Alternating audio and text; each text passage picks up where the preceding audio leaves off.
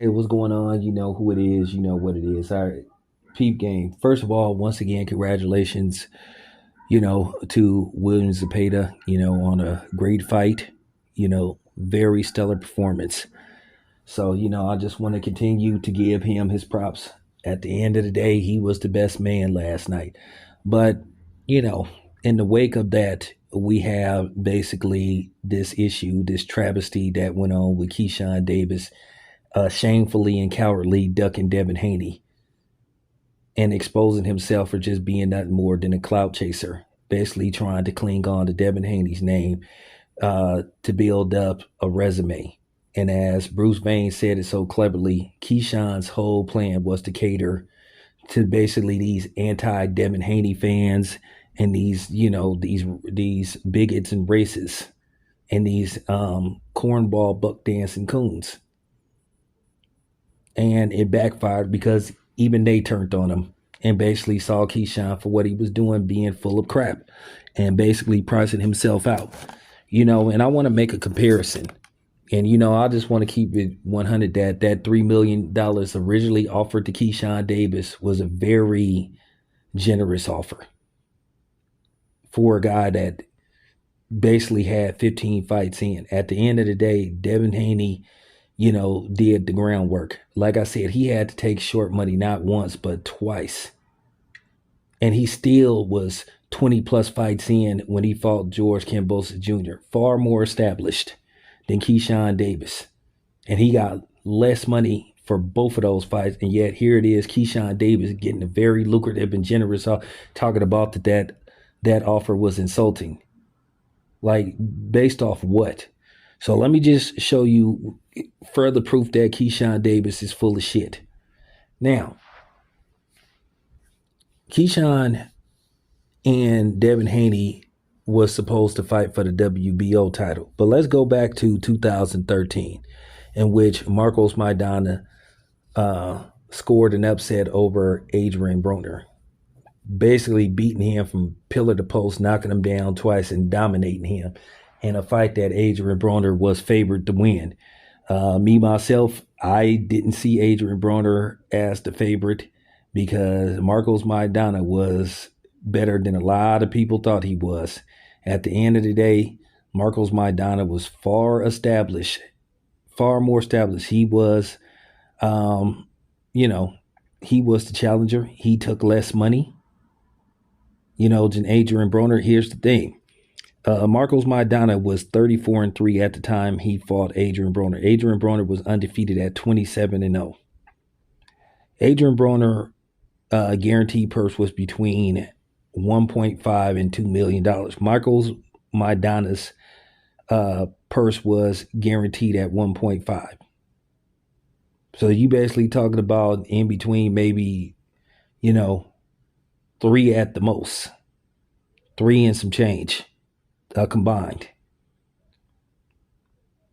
Now, once again, you look at Adrian Broner's resume, stellar. You look at Marcos Maidana, win, lose, draw, had fights with Devin Alexander, Amir Khan, Victor Ortiz, a few people. Adrian Broner had, some decent names on his resume at the time. But Keyshawn Davis has a very,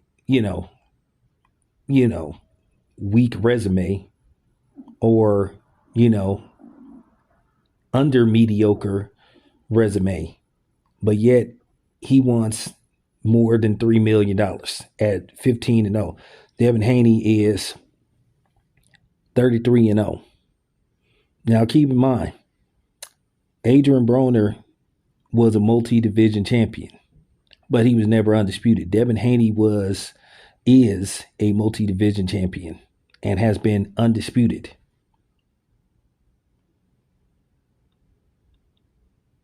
Okay. So I'm finna help anybody win an argument versus these Keyshawn Davis fans. Once again, who is Keyshawn Davis fought and beat to where he can demand more than $3 million? And to be honest with you, he is getting overpaid. Very generous offer.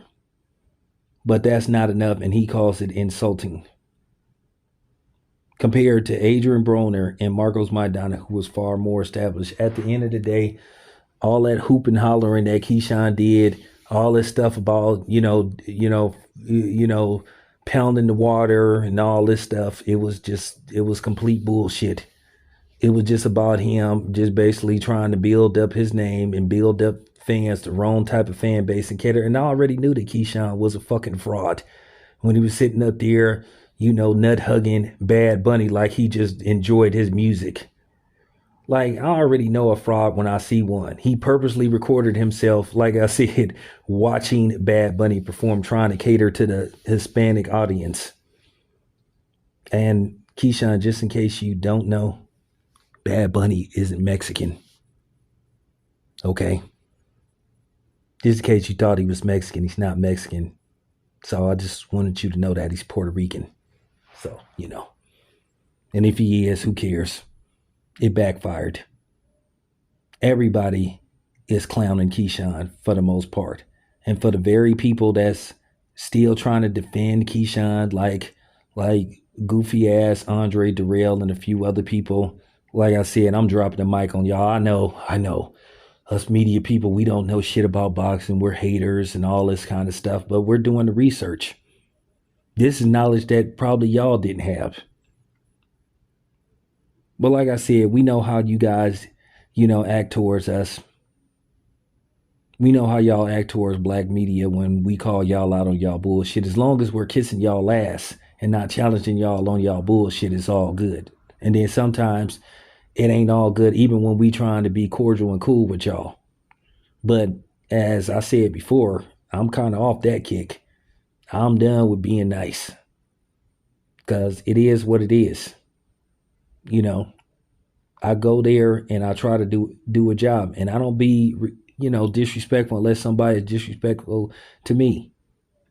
And by the way, Mauricio Solomon ran from me after he agreed to talk to me, ran on the other side of the ring, and I'm not going to be chasing that dude down, that on the side. No, but I just wanted to prove to you guys how full of shit that Keyshawn is.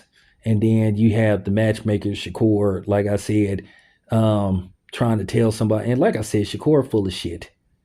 Like I said, where the fuck do you get out telling somebody they need to give up their belt? Shakur is a goofy. And like I said before, you sitting up talking about Devin don't have nobody to fight. Well, who do you have to fight? Oh, you ain't gonna fight your brother Richardson Hitchens? Like I said, dude, you suppressing these dudes. And like I said, a lot of you black fighters, y'all are pathetic. Y'all are undermining, black fighters. Y'all shooting y'allself in the foot. Y'all hurting y'allselves. And y'all need to remember, us black media, we got influence. I don't have no horse in the race. I'll call it right down the line. And y'all know I was one of the biggest Shakur Stevenson supporters. When people were starting to see the light in him a couple of years ago, how he moved, But like I said, all that hooping and hollering, I'm at Craig's house in Los Angeles and all this kind of stuff.